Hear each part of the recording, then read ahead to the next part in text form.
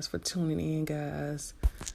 I'm going to jump into this video because I know everybody so busy and a lot is going on, but I wanted to make this video for all you guys that are been listening to this channel, and for all you guys that have experienced something or just want to understand mentality of gang stalkers and my story about how I've been gang stalked and attacked. They got me, guys. They really got me, so I'm going to talk about that in this video. So yeah, it happened, guys. I was physically attacked by the gang stalkers, and these are individuals. They're just basically flying monkeys, a group of them together, all of the narcissists flying monkeys grouped up together, and a narcissist has them, angry and upset with you. The narcissist then manipulated them to the point where it's dangerous. The narcissist basically got inside their heads and got them to think about illegal activities such as assault, stalking, disgusting behavior that no one should do to anybody, intimidation. No one should do that to anybody. It doesn't matter. You can't justify that behavior. It's stupid. It's silly. You shouldn't do that. If someone of your family members or, someone that was hurt or anything, you let the legal system deal with it. You do things the right way. But just going crazy and you don't really know the other person's side to the story, and you're got a group of people want to assault someone and hurt them, it's just ridiculous. It's very ignorant, because you can get yourself in a lot of trouble. So here's my story, guys. Not going to take too much time, but after I had to put the narcissist out, a lot of our stories are, kind of similar. I had to put the narcissist out. It was over. The relationship was over. It was done. He was definitely toxic. Definitely on the furthest end of the spectrum. Definitely abusive. And it was it. I was done. I knew I didn't deserve that. I just knew I didn't deserve that. I didn't know what I wanted at that time, but I knew I've had enough. So I had to put the narcissist out and report his actions to the police. And at the time, we didn't have all this information y'all have online and all these available sources such as readings and videos and coaching on narcissism. We didn't have that, so I definitely didn't know the term, and I definitely couldn't understand the behaviors. But went to the police, and actually I had just went to court, got my restraining order. It was no problem getting a restraining order because of what he did. So it was an exhausting day, I remember, and I had just went to the grocery store, and I was exhausted, and my relative told me to bring the child that I share with the narcissist to their house. And I don't remember understanding why she told me that, but I'm glad I did it. I'm going to tell you why.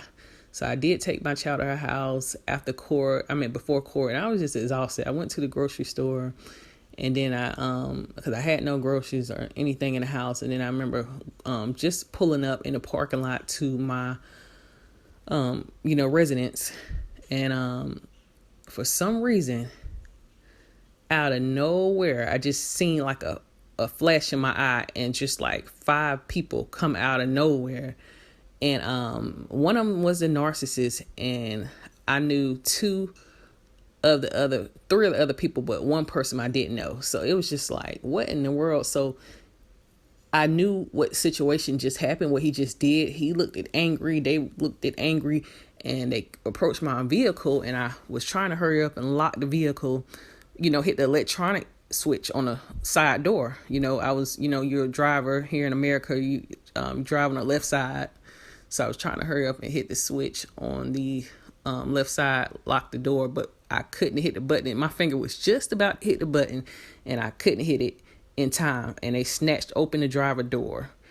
And I was just like, wow. And they was just, yelling, intimidating me. The narcissist is opening my back seat, yelling, where's the kid at? Where is he at? Yelling and screaming, taking all of my groceries out in the back seat and throwing them all across the parking lot, just throwing them everywhere, all across, just ripping them out and throwing them like a madman. It was just so scary and just disrespectful.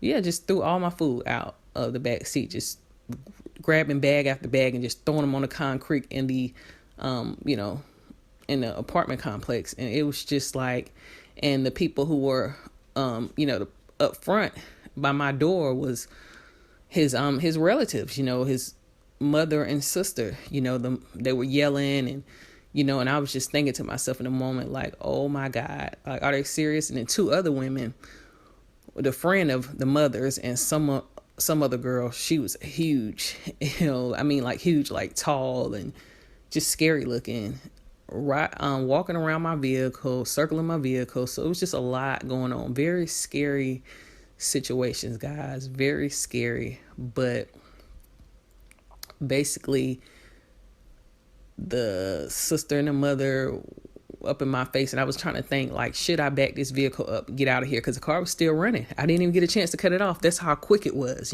Gang stalkers will come out of nowhere because they've been plotting on you. The narcissist had people, put together a scheme to get back at you, to hurt you. That's how disgusting and dangerous they are, how manipulative they are to get people to the point where they want to hurt you. And they really don't even know what happened. And obviously, in that situation, they felt sorry for the narcissist and didn't believe that he attacked me. So they believed that I was trying to, hurt him or set him up, and I was just trying to get justice. So it just lets you know how much work they put in to manipulate and use people to get to their goals of hurting you. If they can't hurt you one way, they'll try to hurt you another way. They use so many people, and that's just disgusting. It's very disgusting. But yeah, of course, I thought about backing up the car, and then I was like, am I going to go to jail for attempted murder if I run over one of these people or hurt them? I just didn't know what to do. It was just so quick, out of nowhere, just very uncomfortable, unsafe situation. So then the mother started, they have to have a fall guy out of the gang stalkers. It's usually a fall person, somebody that's going to do the work, the dirty work. Usually one or two of them is going to actually do the assaulting.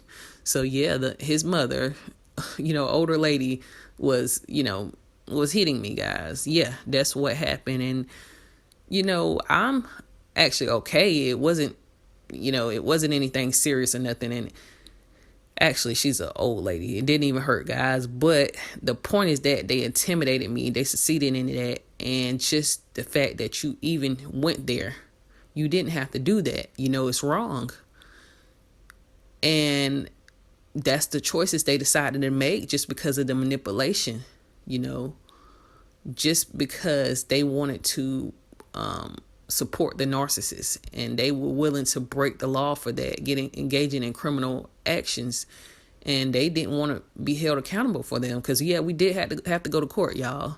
We did. So I'm going to tell you about that. But they did that, and after I guess they felt like they succeeded in their mission, they kind of backed off and left, and I closed the door and went down the street and called the police. And the police came, and they were like, basically, I called my mom and I called the police. My mom was just like completely angry and upset, couldn't believe that they would do that to someone. And honestly, what they did, at the time, nobody was around. Isn't that funny? How the narcissist always can try to run up on you when nobody's around. That's how I know they're highly skilled in criminal activities, because they don't like any witnesses, though. They really don't. It's very rare that they get caught up in a lot of their stuff where people actually see them do it, because they already, scanned the scenery. Nobody was in the parking lot at that time. And it just, if one person could have seen it, it would have been worked out a lot differently. But I'm going to tell you what happened when the police came in my state, they just had this thing where, of course, they were saying that I attacked the mom. And it was just completely unbelievable because I'm like, all of you people, why would I attack her? All of you people are running from me. It's like 5 people versus 1 person. But they wanted to get me thrown in jail. And I guess that's how they felt. They felt that was karma, proper karma for the narcissist, because he was facing jail time for what he did to me. So I guess they wanted me to go to jail for, what he was going to jail for, putting me in the same situation that he was in. But the only difference is that he was actually guilty and I wasn't. So, of course, the police was just looking at them and looking at me, and they knew something was fishy, but they said our rules is to take both of you to jail, me and the mom, that's the one who was physical, or, you guys just leave it alone and we won't worry about it, And I was like, wow, it was unbelievable.